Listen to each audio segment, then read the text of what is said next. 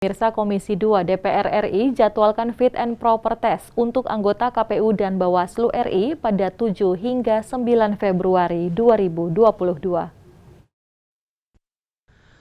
Tahapan seleksi anggota KPU RI dan Bawaslu RI sudah masuk dalam babak akhir, di mana dua calonnya berasal dari Sulawesi Utara. Anggota KPU Sulut 2 periode, Yesi Momongan, dan Ketua Bawaslu Sulut, Herwin Malonda, masuk dalam daftar nama yang sudah diserahkan tim seleksi ke Presiden.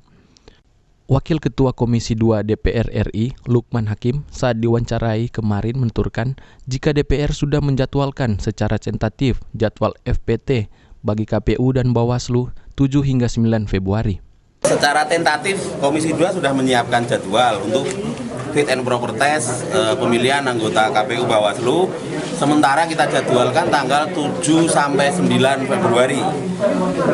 Hanya kepastiannya kita akan nunggu dulu surat Presiden. Sampai hari ini surat Presiden belum masuk ke Komisi 2.